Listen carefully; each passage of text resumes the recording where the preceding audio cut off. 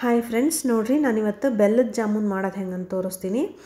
ಇದು ಬೆಲ್ಲ ಹಾಕಿ ಮಾಡಿದ ಜಾಮೂನು ಮಸ್ತ್ ಇರ್ತೈತಿ. ಈ ಸಕ್ರೆ ಬೇಡ ಅನ್ನೋಂಥವ್ರು ಈ ರೀತಿ ಬೆಲ್ಲ ಹಾಕಿ ಜಾಮೂನ್ ಮಾಡ್ಕೊಂಡು ತಿನ್ಬೋದು. ಟೇಸ್ಟು ಮಸ್ತ್ ಇರ್ತೈತಿ. ಸಕ್ರೆನ ಅವಾಯ್ಡ್ ಮಾಡ್ದಂಗೆ ಆಗುತ್ತೆ. ಅದು ಮಾಡೋದು ಹೆಂಗಂತ ತೋರಿಸ್ತೀನಿ ನೋಡ್ರಿ.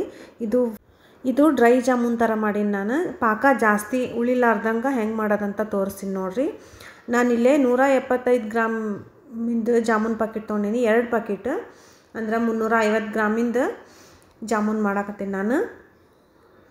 ಈ 2 ಪ್ಯಾಕೆಟ್ನು ಹಿಟ್ಟು ಹಾಕ್ಕೊಂಡು ನೀರು ಹಾಕ್ಕೊಂಡು ಕಲಿಸ್ಕೊತೀನಿ.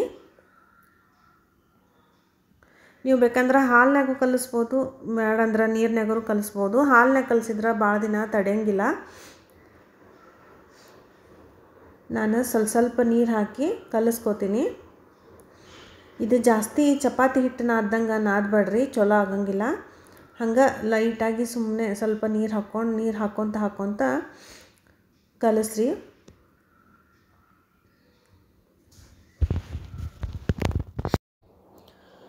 ನೋಡ್ರಿ, ಈ ರೀತಿ ಸ್ವಲ್ಪ ಮೆತ್ತಗೆ ಕಲಿಸ್ಕೊರಿ. ಪೂರ್ತಿ ಮೆತ್ತಗೂ ಕಲಿಸ್ಕೊಬೇಡ್ರಿ, ಗಟ್ಟೆಗೂ ಕಲಿಸ್ಕೊಬೇಡ್ರಿ. ಮೇಲೆ ಒಂದು ಸ್ವಲ್ಪ ಎಣ್ಣೆ ಹಚ್ಚಿ ಹಿಂಗೆ ಸ್ವಲ್ಪ ಎಣ್ಣೆ ಎಲ್ಲ ಕಡೆ ಹಚ್ಚಿ ಇಡ್ರಿ, ಅಂದ್ರೆ ಒಣಗಂಗಿಲ್ಲ. ಒಂದು 5 ನಿಮಿಷ ನೆನೆಯಾಕೆ ಬಿಟ್ಬಿಡ್ರಿ. ಇದನ್ನ ಅಷ್ಟನ್ನದ್ರಾಗ ಪಾಕ ಮಾಡ್ಕೋತೀನಿ ನಾನು. ಈ ಪಾಕಕ್ಕೆ ಬೆಲ್ಲ ಹಾಕ್ಕೊಳಕತ್ತೀನಿ ನೋಡ್ರಿ. ನಾನಿಲ್ಲಿ ಈ ಗ್ಲಾಸಲ್ಲೇ 1.5 ಗ್ಲಾಸ್ ಅಷ್ಟು ಬೆಲ್ಲ ಹಾಕ್ಕೊಂಡೀನಿ. ನೆಕ್ಸ್ಟು ಅದಕ್ಕೆ 2 ಗ್ಲಾಸ್ ಅಷ್ಟು ನೀರು ಹಾಕ್ಕೊಂಡು ಚೆಂದಂಗೆ ಕುದಿಸ್ಕೊತೀನಿ. ಇದು ನಿಮ್ಗೆ ಡ್ರೈ ಜಾಮೂನ್ ಥರ ಬೇಕಂದ್ರೆ ಸ್ವಲ್ಪ ಬೆಲ್ಲ ಕಡಿಮೆ ಹಾಕೋರಿ. ಈಗ ಅದ್ರ ಜಾಮೂನ್ ಪ್ಯಾಕೆಟ್ ಮೇಲೆ ಏನು ಅಳತಿ ಕೊಟ್ಟಿರ್ತಾರಲ್ಲ, ಆ ಅಳತಿ ಒಳಗೆ ಹಾಕ್ಕೊಂಡ್ರೆ ಪಾಕ ಭಾಳ ಉಳಿದ್ಬಿಡ್ತೈತಿ. ಹಾಗಾಗಿ ನಾನು ಯಾವಾಗಲೂ ಸ್ವಲ್ಪ ಕಡಿಮೆನ ಹಾಕೋತೀನಿ. ಕರೆಕ್ಟ್ ಪಾಕ ಎಲ್ಲ ಹೀರ್ಕೊಂಡು ಏನೂ ಪಾಕ ಉಳಿದಿರಬಾರ್ದು, ಅಷ್ಟೇ ಮಾಡ್ಕೋತೀನಿ. ಅಂದ್ರೆ ಡ್ರೈ ಜಾಮೂನ್ ಥರ ಆಗ್ತೈತಿ.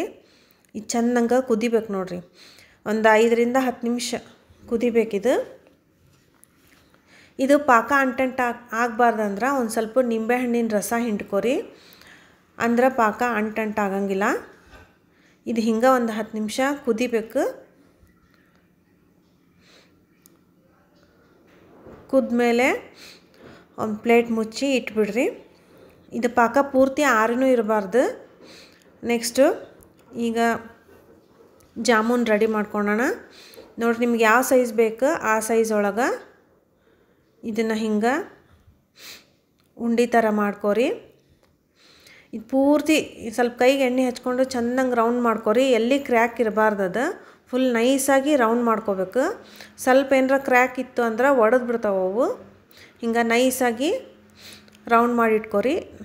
ಯಾವ ಸೈಜ್ ಬೇಕು ಆ ಸೈಜ್ ಮಾಡಿಟ್ಕೊರಿ. ನಾನು ಒಂದಿಷ್ಟು ಮಾಡಿ ಇಟ್ಕೊಂಡೀನಿ.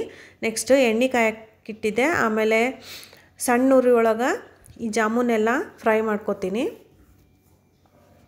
ಆದಷ್ಟು ಸಣ್ಣ ಉರಿ ಒಳಗೆ ಫ್ರೈ ಮಾಡ್ಕೊರಿ, ಇಲ್ಲಾಂದ್ರೆ ಅವು ಒಳಗೆ ಸರಿಯಾಗಿ ಬೇಯಂಗಿಲ್ಲ. ಒಂದು ಚೆಂದಂಗೆ ಫ್ರೈ ಮಾಡ್ಕೊಂಡ್ಮೇಲೆ ನೋಡಿರಿ ಜಾಮೂನ್ ರೆಡಿ ಆದವು. ಈಗ ಇವನ್ನ ಒಂದು ಪ್ಲೇಟಿಗೆ ತಗೊಂಬಿಡ್ತೀನಿ. ಈಗ ಇದು ತೆಗೆದ ತಕ್ಷಣ ನಾ ಪಾಕಕ್ಕೆ ಹಾಕಂಗಿಲ್ಲ, 1-2 ನಿಮಿಷ ಹಂಗೆ ಪ್ಲೇಟ್ನಾಗ ಇಡ್ತೀನಿ.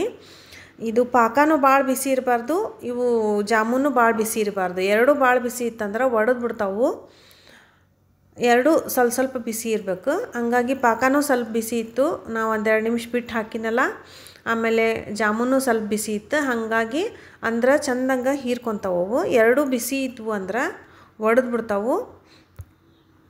ನಾನೀಗ ಇದನ್ನ ಏನು ಮಾಡ್ತೀನಿ ಅಂದ್ರೆ ಇನ್ನೊಂದು ರೌಂಡು ಜಾಮೂನು ಕರೆದು ಇದ್ರೊಳಗೆ ಹಾಕಿ ಒಂದು 5 ನಿಮಿಷ ಮುಚ್ಚಿಟ್ಬಿಡ್ತೀನಿ. ಅದಾದಮೇಲೆ ನೆಕ್ಸ್ಟು ನಾವು ಏನು ಜಾಮೂನ್ ರೆಡಿ ಮಾಡ್ಕೊಳೋದ್ರಾಗ ಇವು ಚೆಂದಂಗೆ ಹೀರ್ಕೊಂಡಿರ್ತಾವೆ. ಅವಾಗ ಇದನ್ನು ಒಂದು ಪ್ಲೇಟಿಗೆ ತಗೊಂಡು ನೆಕ್ಸ್ಟ್ ಕರ್ದಿದ್ದ ಜಾಮೂನ್ನ ಇದ್ರೊಳಗೆ ಹಾಕಿ ಇದ್ರ ಮೇಲೆ ಪ್ಲೇಟಾಗ ಏನು ತಗೊಂಡಿರ್ತೀನಲ್ಲ ಸೈಡ್, ಆ ಜಾಮೂನ್ ಹಾಕ್ತೀನಿ. ಅಂದರೆ ಎಲ್ಲ ಕಡೆ ಕರೆಕ್ಟಾಗಿ ಹೀರ್ಕೊತಾವು. ಅಂದರೆ ಎಕ್ಸ್ಟ್ರಾ ಪಾಕ ಉಳಿಯಂಗಿಲ್ಲ, ಕರೆಕ್ಟ್ ಡ್ರೈ ಜಾಮೂನ್ ಆದಂಗೆ ಆಗ್ತಾವು. ನೋಡಿರಿ, ಜಾಮೂನ್ ರೆಡಿ ಆಗ್ಯಾವು. ಬೆಲ್ಲದಿಂದ ಮಾಡಿದ ಜಾಮೂನು ಮಸ್ತ್ ಇರ್ತಾವು ಟೇಸ್ಟ್.